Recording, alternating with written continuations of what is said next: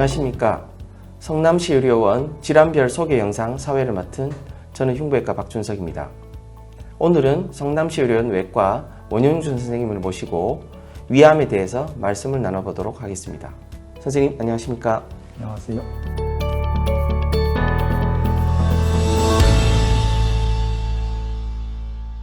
요즘 식사량도 늘고 아식이 빈번하다고, 그리고 소화가 안 된다고, 혹시 위암이 아닐까 걱정하시는 분들이 늘고 있다고 합니다. 한국인에서 가장 많이 발생하는 암종인 위암, 과연 어떤 질병일까요?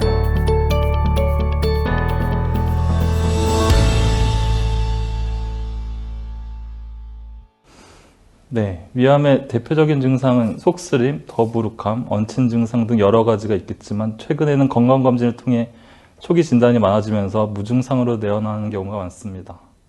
또 위염, 소화성 궤양, 역류성 식도염처럼 일반적인 증상을 여기고 진통제나 일시적 약물을 통해 무시하고 넘어가다가 병이 많이 진행되는 경우도 있습니다. 보통 약물적 치료는 2주 이내 해결이 됩니다. 하지만 2주 이상 지속된다면 네오나시오 전문의의 진료를 받아보셔야 합니다.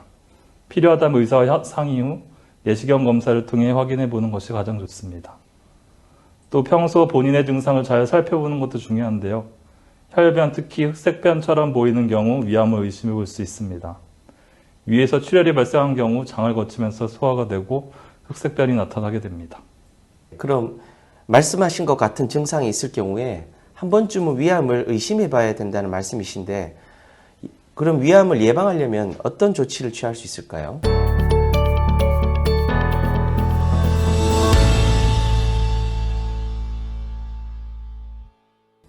네, 첫 번째는 이제 식생활을 할 때 싱겁게 먹어야 합니다. 소금, 즉 나트륨은 위암을 유발하는 위험 요인입니다. 또 탄 음식, 훈제 음식, 부패한 음식은 위암의 고위험 요인이 될 수 있습니다. 두 번째로 건강검진을 주기적으로 받으시는 것이 중요합니다. 위암을 근본적으로 막는 것이 아니라 발생한 위암을 빨리 발견해서 조기에 치료하자는 목적입니다. 특히 40대 이상의 경우 내시경을 통한 검진을 더 자주 받으셔야 합니다.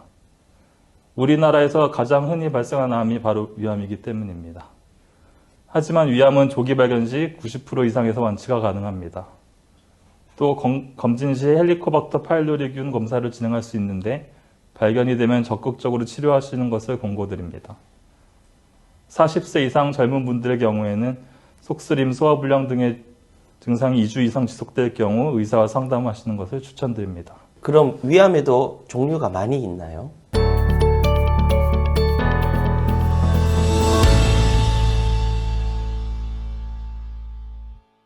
보통 위산처럼 위에서 나온 분비물을 생성하는 곳을 샘이라고 하고, 이 샘에서 생긴 암을 선암이라고 합니다. 위암 발생 시 이 위선암이 가장 흔한 암입니다. 그 안에서 또 다양한 종양이 발생할 수 있습니다. 또 위암은 보통 4단계로 나누는데 1기에서 5년 생존율은 95% 이상, 2기에서 생존율은 80% 이상입니다. 3기 같은 경우에는 생존율이 약 40~50%가량 됩니다.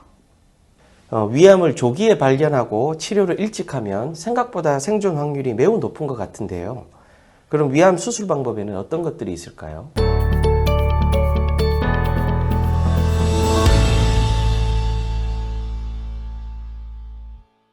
크게 이제 절개를 해서 손을 넣어서 하는 개복 수술이 있겠고요. 이제 구멍을 뚫어서 하는 최소 침습 수술이 있는데요. 최소 침습 수술 중에는 복강경 수술, 로봇 수술 등이 있습니다. 보통은 복강경 수술을 가장 많이 하는데요.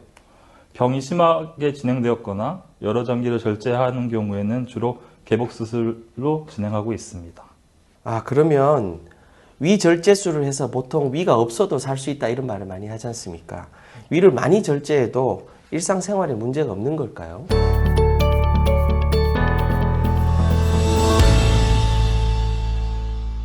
사실 위는 없어도 살 수 있습니다. 왜냐하면 보통 위의 역할은 음식물을 섭취하고 잘게 부수는 역할을 담당하는데요. 입에서 꼭꼭 잘 씹어서 먹으면 위 없이도 생존할 수 있습니다.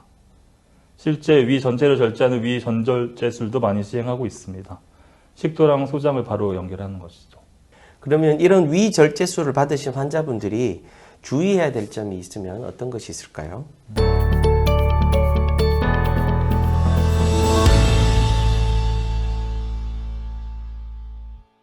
수술 이후에는 소화기관의 구조가 바뀌기 때문에 소화를 잘 못 시키게 됩니다. 그래서 최대한 부드럽고 자극적이지 않은 음식을 섭취하시기를 추천드립니다. 네, 그럼 수술 이후에 식사를 하거나 약물을 복용할 경우에 주의할 점은 어떤 것들이 있을까요?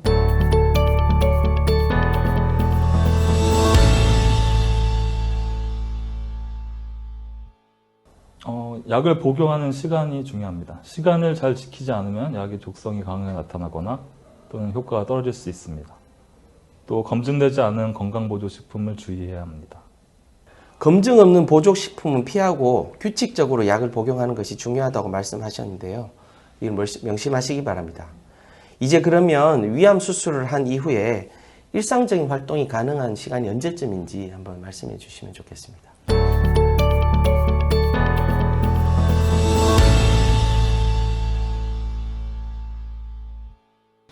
수술 후 2주 정도는 충분한 휴식을 취하는 것이 좋습니다.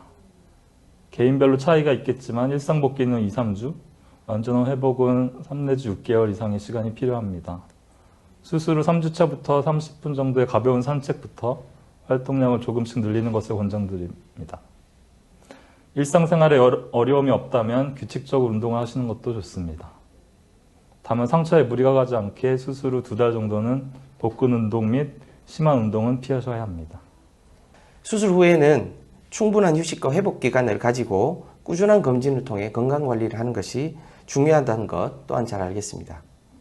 그럼 추가적으로 여쭤볼 말씀이 있는데요. 위암 수술을 하고 나면 몇 년이 지나야 우리가 보통 완치됐다고 말을 할 수 있을까요?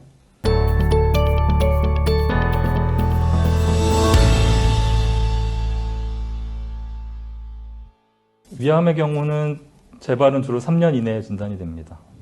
때문에 5년까지 정기적인 추적 관찰에서 재발되지 않은 경우 완치로 볼 수 있습니다.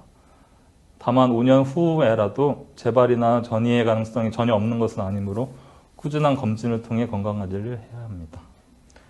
선생님, 마지막으로 위암 환자분들 혹은 위암을 걱정하시는 분들을 위해서 한 말씀 좀 부탁드리겠습니다.